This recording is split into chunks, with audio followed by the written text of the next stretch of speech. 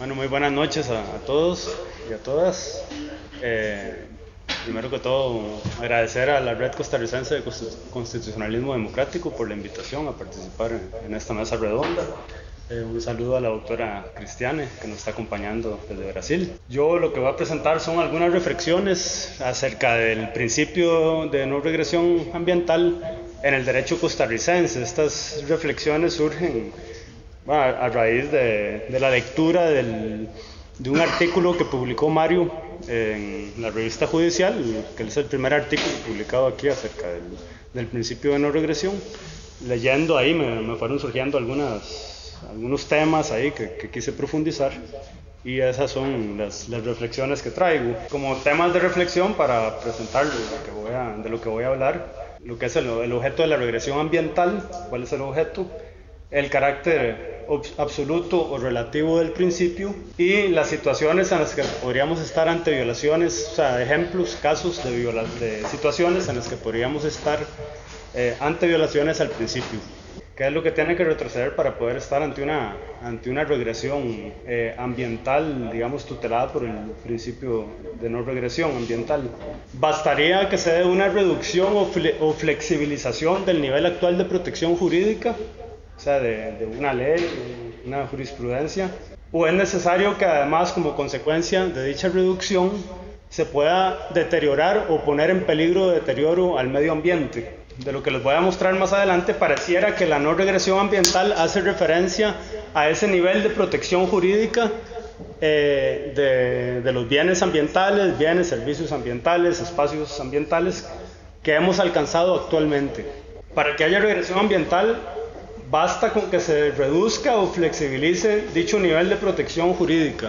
Se puede extraer de un par de definiciones. La primera es una definición que nos da Mario en ese artículo publicado en la revista judicial número 103, donde dice, y que él les presentó ahora también, donde dice que el principio de no regresión enuncia que la normativa y la jurisprudencia ambiental no deberían ser revisadas si esto implicara retroceder respecto a los niveles de protección alcanzados con anterioridad.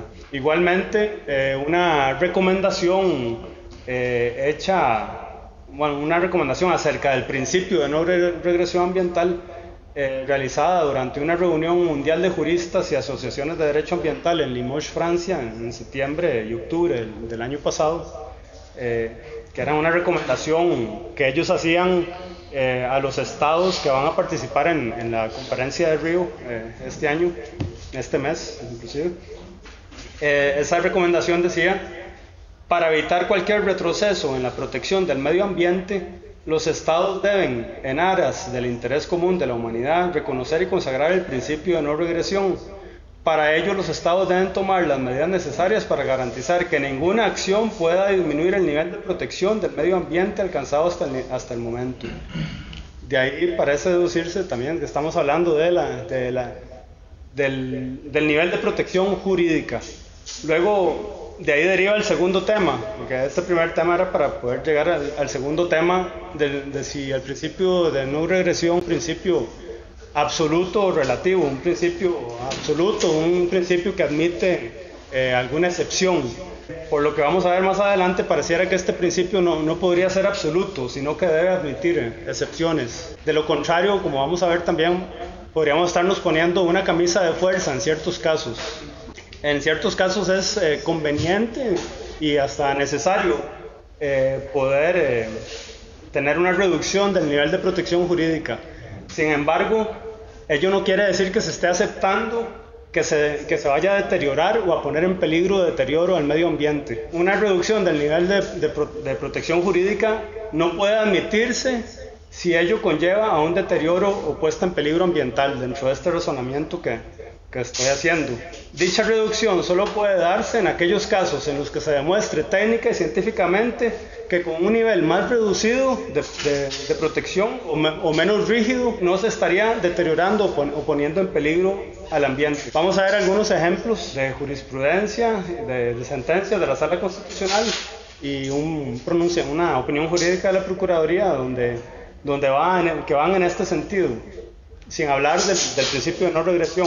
El primero es el voto número 7294-98, por medio del cual se anuló el artículo 71 de la ley forestal actual, que reducía los límites de la zona protectora Ativives.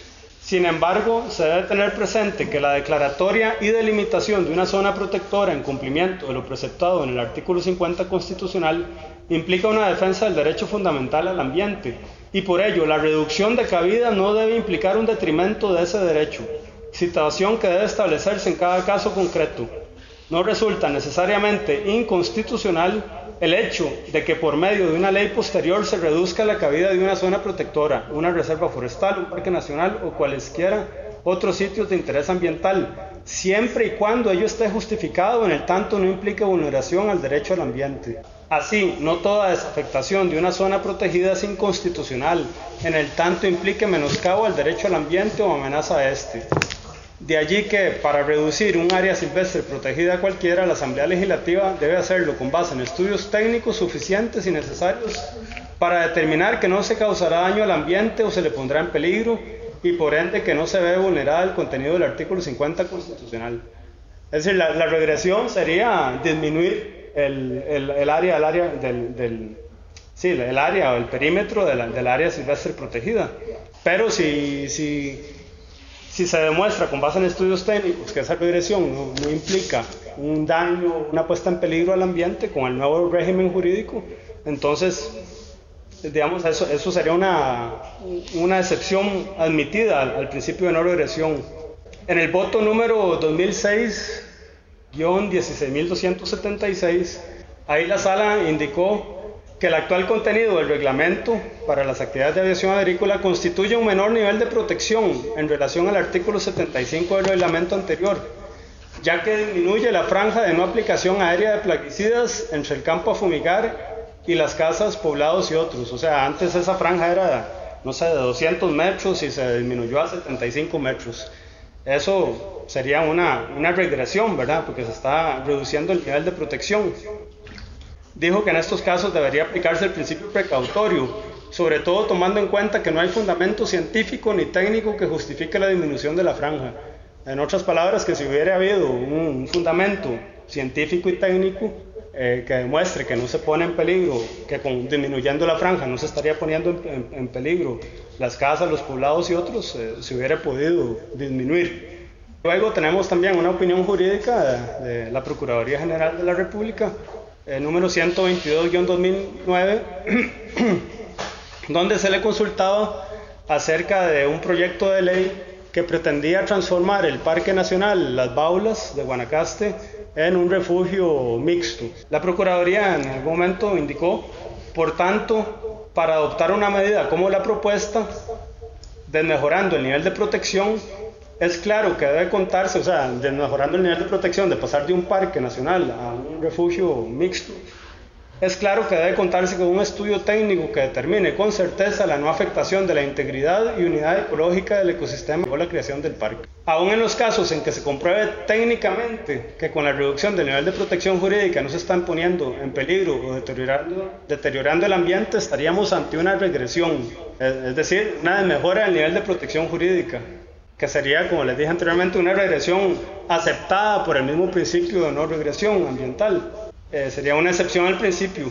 Es posible aceptar excepciones razonables desde el punto de vista constitucional, como ya vimos entonces, que son aquellas en las que la técnica y científicamente se demuestre la inocuidad para el ambiente del nuevo régimen jurídico de protección.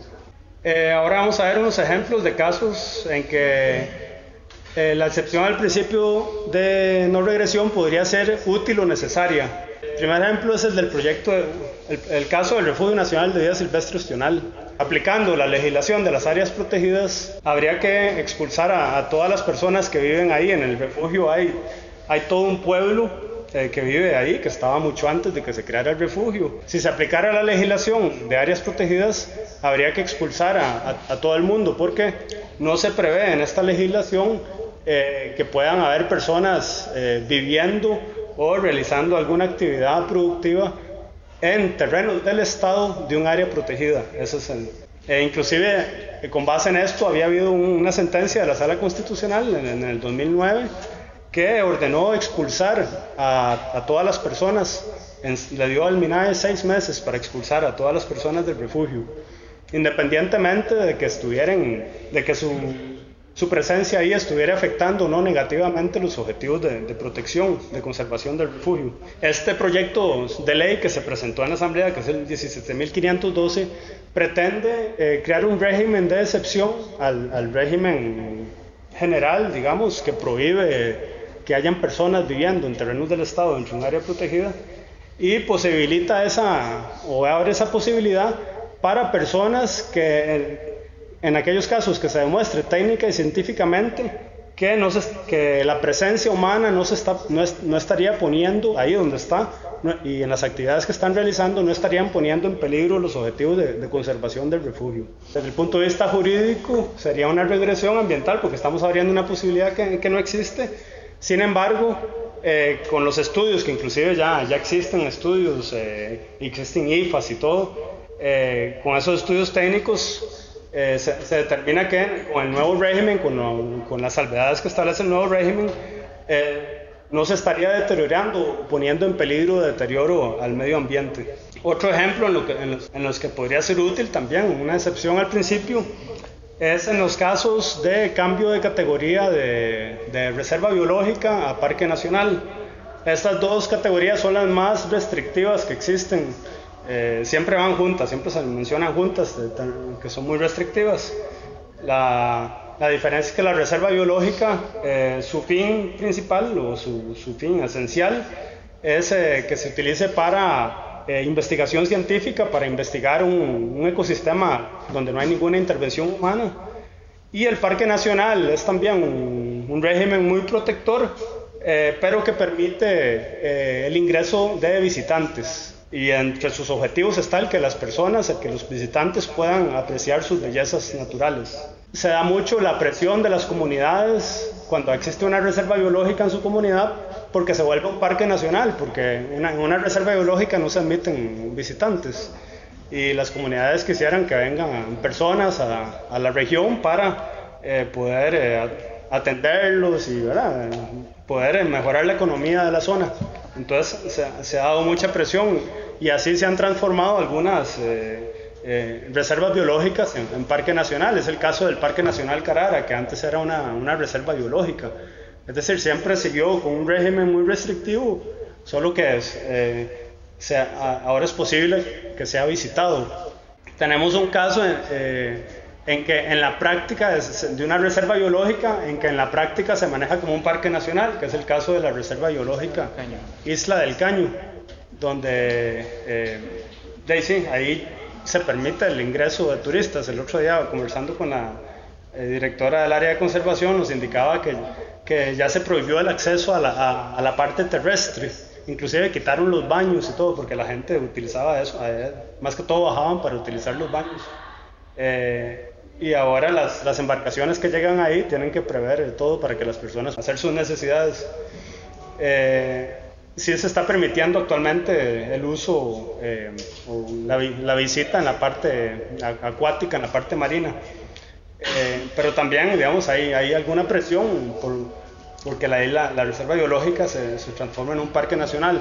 Algo importante a tener en cuenta es que a través de un plan de manejo de un parque nacional se pueden destinar zonas del parque nacional que se destinen, digamos, a los fines que tendría una reserva biológica. O sea, en un parque nacional solo un 5%, un 10% del parque nacional, por ejemplo, puede ser abierto a los visitantes. Lo demás puede estar utilizado, por ejemplo, a investigación científica de un hábitat inalterado. Entonces vemos que en algunos casos sí podría ser bueno, digamos, tener un principio de no regresión que no sea absoluto, sino que admita algún tipo de excepción. Todo lógicamente justificado en un criterio y estudios técnicos. Pasamos ya al tercer tema, que es el en el que voy a presentar algunos ejemplos de violaciones al principio de no regresión. Es el de la desafectación sin estudios técnicos de zonas que están sometidas a un régimen de protección, a un régimen especial de protección ambiental. Les presento el caso del anillo de contención urbana del GAM. sea, fuera del anillo de contención, es donde se prohíben hacer las urbanizaciones. Se ha intentado ampliar ese anillo para que se reduzca el área donde no se pueden hacer urbanizaciones.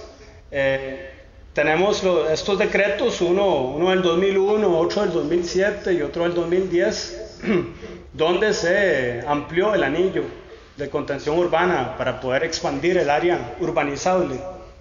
Estos tres decretos fueron declarados inconstitucionales respectivamente por los votos que vemos ahí, uno del 2003, otro del 2009 y otro del 2010 de la Sala Constitucional. En los dos primeros, la Sala Constitucional fundamentó la declaratoria de inconstitucionalidad en la falta de fundamento en estudios técnicos.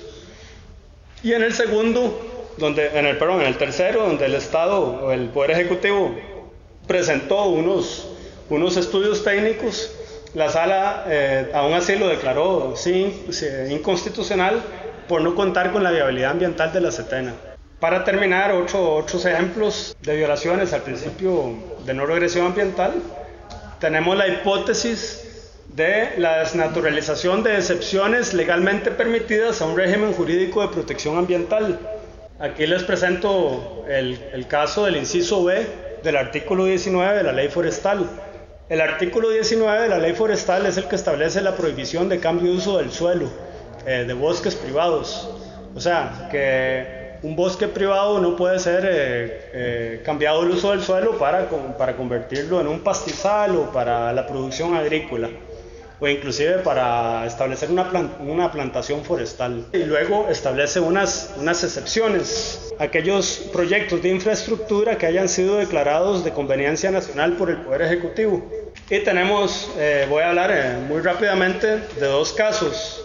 Uno es el proyecto ecoturístico Cacique Costa Rica, que fue declarado de conveniencia nacional por el decreto 34701-MINAE-TUR del 6 de agosto del 2008.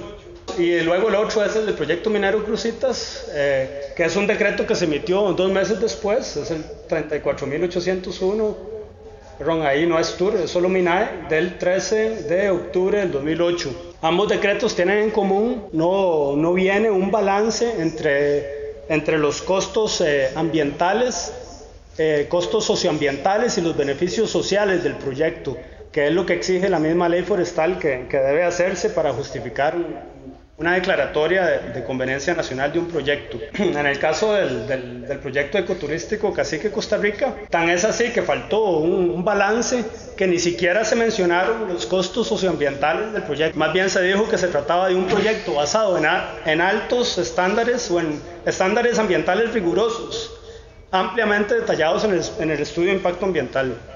Simplemente, y que se cuenta con la viabilidad ambiental de la Setena. Y en cuanto a los beneficios sociales, para justificar por qué se estaba declarando de conveniencia nacional, se dijo que se iba a crear un X número de empleos en la zona, que se iba a dar prioridad a los habitantes locales para el reclutamiento, que se iba a dar prioridad a las empresas locales para la selección de proveedores, que se aportaría $1 millón para el estímulo del desarrollo de la actividad empresarial local, la educación y la capacitación y el desarrollo artístico y cultural y las iniciativas locales de protección del ambiente, y que se instalará y dará soporte a laboratorios de cómputo en las comunidades de Panamá, El Coco, Hermosa y Sardinal.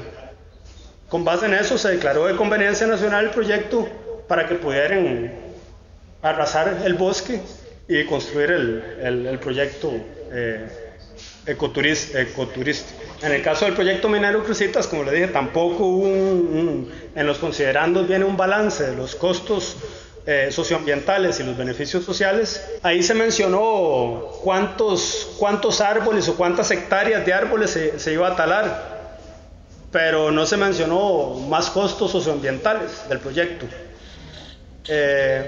Por otro lado, en cuanto a los beneficios sociales, para justificar la declaratoria de conveniencia nacional, se mencionó el desarrollo de las comunidades durante los aproximadamente 11 años que iba a durar en ejecución el proyecto, la creación de empleos también, la activación de la economía de la zona, la preferencia a la contratación de empleados de la zona, el pago del canon minero de X número de millones de dólares en canon minero, de tantos números de millones de dólares también en pago de impuestos sobre la renta, y la creación de un fideicomiso para desarrollar las obras sociales.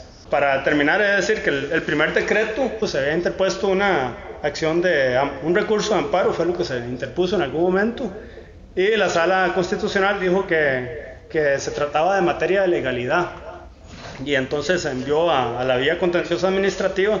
Eso haya sido a través del voto 7005 del 2009. Y en el caso del proyecto minero Cruzitas, de este decreto de conveniencia nacional, como bueno, es sabido, el Tribunal Contencioso Administrativo lo anuló a través de la sentencia 4399 del 2010, que fue confirmada en noviembre del año pasado a través de la sentencia 1469 del 2011 de la Sala Primera. Y bueno, eso sería mi presentación. Gracias.